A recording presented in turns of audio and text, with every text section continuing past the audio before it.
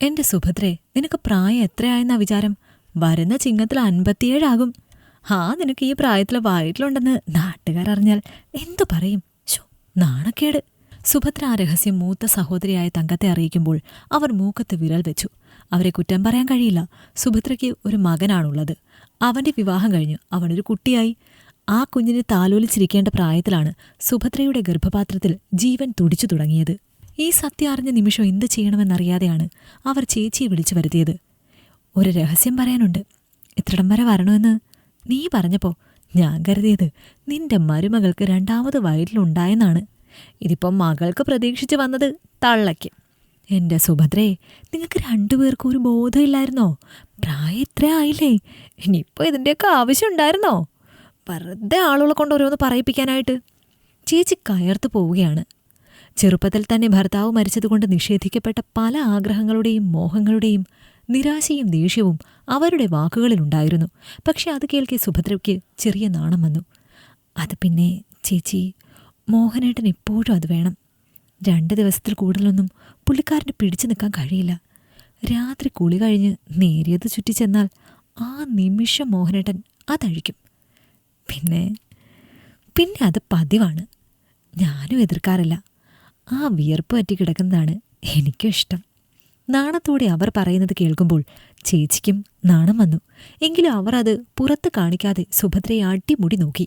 എന്നാലും എൻ്റെ സുഭദ്രേ, ദിവസവും അവൻ നിന്റെ അടുത്ത് വരുമെങ്കിൽ പിന്നെ എങ്ങനെയാ നിങ്ങൾക്ക് ഒറ്റ മോനായിപ്പോയത്?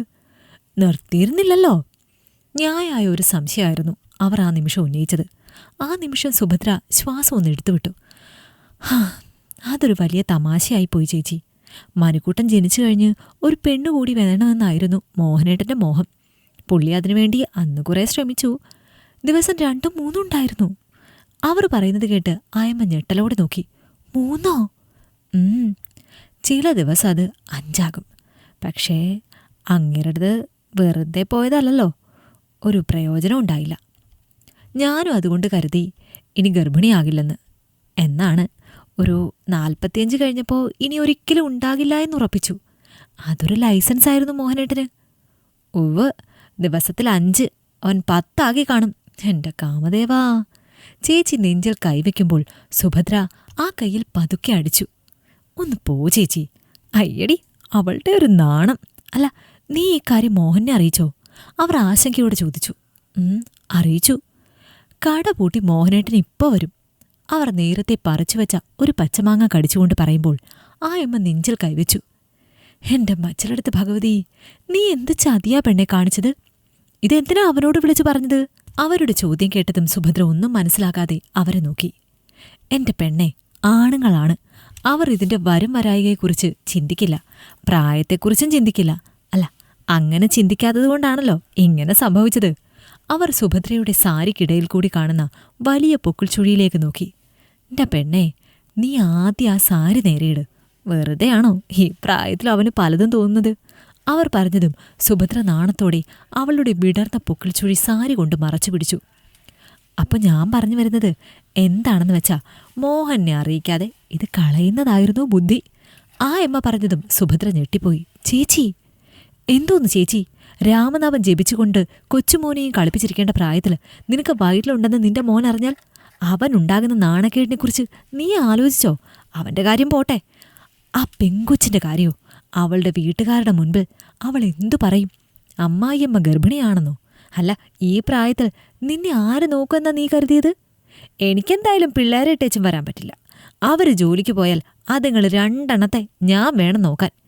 എനിക്ക് പറയാൻ പറ്റുമോ അനിയത്തിയുടെ ഗർഭം എടുക്കാൻ പോണോന്ന്? അവർ പറയുന്നത് കേൾക്കെ സുഭദ്രയുടെ കണ്ണുകൾ നിറഞ്ഞു വന്നു. ആ നിമിഷമാണ് സുഭദ്ര വിളിച്ചു പറഞ്ഞതനുസരിച്ച് മോഹനൻ കടയിൽ നിന്നും വന്നത്. അയാൾ ഇതിനോടകം എല്ലാം കേട്ടിരുന്നു. അവളുടെ ഗർഭം നോക്കാൻ എനിക്കറിയാം. ചേച്ചി അതോർത്ത് ദണ്ണിക്കണ്ട. അയാൾ പറയുന്നത് കേട്ട് അവർക്ക് ദേഷ്യം വന്നു. വയസ്സാം കാലത്ത് ഓരോന്ന് ഒപ്പിച്ചു വെച്ചിട്ട് എന്നെ പറയുന്നോ? നാണമില്ലേ നിനക്ക്? അവരുടെ ചോദ്യം കേട്ടതും അയാൾ ചിരിച്ചു. അതിന് അവളുടെ വയറ്റിലുള്ളത് അവളുടെ ഭർത്താവായ എൻ്റെ കുഞ്ഞാണ്, അല്ലാതെ വല്ലവൻ്റെയും കൊച്ചല്ല നാണക്കേടുണ്ടാകാൻ. മോഹന, പിള്ളേരറിഞ്ഞാലുള്ള കാര്യത്തെക്കുറിച്ച് നീ ഓർത്തോ? ആ കാര്യം ഓർത്ത് നിങ്ങൾ വിഷമിക്കണ്ട. ഞാൻ മക്കളെ കാര്യം അറിയിച്ചിട്ടുണ്ട്. അവർ വന്ന് ഇത് വേണ്ട എന്ന് പറഞ്ഞാൽ അടുത്ത നിമിഷം ഒരു ലേഡി ഡോക്ടറെ കണ്ട് ഞാൻ തന്നെ ഇത് അലസിപ്പിച്ചു കൊള്ളാം. എന്റെ മണിക്കുട്ടന് വിഷമം വരുന്ന ഒന്നും ഞാൻ ചെയ്യില്ല. അയാൾ പറഞ്ഞുകൊണ്ട് അകത്തേക്ക് പോകുമ്പോൾ സുഭദ്ര ഉദരത്തിൽ മുറുകെ പിടിച്ചു. 2 ദിവസത്തിനകം തന്നെ ബാംഗ്ലൂരിൽ നിന്നും മനുവും അവന്റെ ഭാര്യ മീരയും കുട്ടിയും എത്തിക്കഴിഞ്ഞിരുന്നു. ആയമ്മ ഉൾപ്പെടെയുള്ളവർ ഹാളിൽ നിരന്നു. മോഹനനും സുഭദ്രയും മനുവിന്റെയും മീരയുടെയും വാക്കുകൾ എന്തായിരിക്കും എന്നോർത്തുള്ള പരിഭ്രമത്തിലിരിക്കുമ്പോൾ തന്റെ ആഗ്രഹമായിരിക്കും അവർ പറയാൻ പോകുന്നത് എന്നുള്ള പ്രതീക്ഷയിലാണ് ആയമ്മ. മോനെ, നീ ഒന്നും പറഞ്ഞില്ല. വേണ്ടെങ്കിൽ അത് പറഞ്ഞോളൂ. ഇന്ന് തന്നെ ചെവി അറിയാതെ അമ്മയൊരു ലേഡി ഡോക്ടറെ കാണിച്ച് ഇത് കളയുന്ന കാര്യം ഞാൻ നോക്കിക്കൊള്ളാം. അയാളുടെ വാക്കുകൾ ഇടറുമ്പോൾ കുഞ്ഞുമോനെയും എടുത്തുകൊണ്ട് മുൻപോട്ട് വന്ന മീരയാണ് മറുപടി പറഞ്ഞത്. അച്ഛൻ എന്ത് നോൺസെൻസാണ് പറയുന്നത്? ഈ കുഞ്ഞിനെ കളയാനോ? പിന്നെ ഞാൻ എന്തിനാണ് മറ്റേണിറ്റി ലീവ് കൂട്ടിയെടുത്ത് അമ്മയെ നോക്കാൻ വന്നത്? അവളുടെ വാക്കുകൾ കേൾക്കെ 2 പേരും ഞെട്ടലോടി മിഴികൾ ഉയർത്തി. ആയമ്മ കണ്ണും തള്ളി നിൽപ്പുണ്ട്. അച്ഛൻ എന്താ കരുതിയത്? ഈ കുഞ്ഞിനെ കളയാനാണ് ഞങ്ങൾ ഓടി വന്നതെന്നോ? ഒരിക്കലും അല്ല. ഈ വിവരം അറിഞ്ഞപ്പോൾ എനിക്ക് ഇവളോട് പറയാൻ ഒരു മടിയുണ്ടായിരുന്നു. ഇവളെങ്ങനെ എടുക്കുമെന്നറിയില്ലല്ലോ. പക്ഷെ അവളാണ് എന്റെ ധൈര്യം. അറിഞ്ഞ നിമിഷം തൊട്ട് അവളുടെ ആവേശം ഞാൻ കണ്ടതാണ്. ഞങ്ങൾ കൊണ്ടുവന്ന ഒരു പെട്ടി നിറയെ അമ്മയ്ക്ക് ഗർഭകാലത്തേക്ക് ഇടാനുള്ള തുണികളാണ്. അതും ബാംഗ്ലൂരിലെ നമ്പർ 1 ഷോപ്പിൽ നിന്നും വാങ്ങിയതാണ്. അവൻ ചിരിയോടെ പറയുമ്പോൾ ആയമ്മ അവിടെയും ഇടങ്കോലിട്ട്. അതേ, നിങ്ങളെല്ലാവരും കേൾക്കാൻ ഒരു കാര്യം ഞാൻ പറയാം. സുഭദ്രയ്ക്കും മോഹനും മധുര 17 അല്ല പ്രായം. ഒരു കൊച്ചുണ്ടായി അത് വളർന്നു വരുമ്പോഴേക്കും 2 പേരും പ്രായം ചെല്ലും. കൊച്ചു പറക്കാൻ മുറ്റും മുമ്പ് നിങ്ങൾക്കെന്തെങ്കിലും സംഭവിച്ചാ അതിന്റെ കാര്യം എന്താകുമെന്ന് ആലോചിച്ചോ? അവരുടെ ചോദ്യം കേട്ടത് മീര സുഭദ്രയെ ചേർത്ത് പിടിച്ചു. അതോർത്ത് വല്യമ്മ പേടിക്കണ്ട.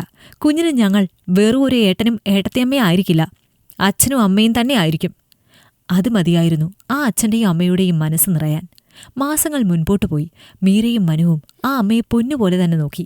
അവസാനം ലേബർ റൂമിന്റെ ഡോറ് തുറന്ന് സിസ്റ്റർ വെള്ളത്തുണിയിൽ പൊതിഞ്ഞ പഞ്ഞിക്കെട്ടുപോലെ കുഞ്ഞിനെയും കൊണ്ട് പുറത്തേക്ക് വന്നു. പെൺകുട്ടിയാണ്. അവർ ചിരിയോടെ പറയുമ്പോൾ മോഹനന്റെ ആഗ്രഹപ്രകാരം മനുവാണ് അവളെ ഏറ്റുവാങ്ങിയത്. അവളുടെ ബ്രോഡാഡി. നിർത്തണോ? അവരുടെ സന്തോഷത്തിനിടയിൽ പെട്ടെന്ന് സിസ്റ്റർ ചോദിക്കുമ്പോൾ ആ അമ്മയാണ് മറുപടി പറഞ്ഞത്. എന്റെ പൊന്നു മോളെ, നിർത്തിയേക്ക്, അല്ലെങ്കിൽ ഇത് വീണ്ടും തുടരും. അവർ മോഹനെ നോക്കി പറഞ്ഞതും മീര ഉൾപ്പെടെയുള്ളവർ ഉറക്കെ ചിരിച്ചു. ഒപ്പം അവരുടെ ജീവിതത്തിലേക്ക് വന്നവളെ ചേർത്ത് പിടിച്ചു എല്ലാവരും. ഈ കഥ നിങ്ങൾക്കിഷ്ടമായെങ്കിൽ ലൈക്ക് ചെയ്യൂ. നിങ്ങളുടെ അഭിപ്രായങ്ങൾ കമന്റായി രേഖപ്പെടുത്തൂ. കൂടുതൽ കഥകൾ കേൾക്കാൻ ഈ ചാനൽ സബ്സ്ക്രൈബ് ചെയ്യൂ.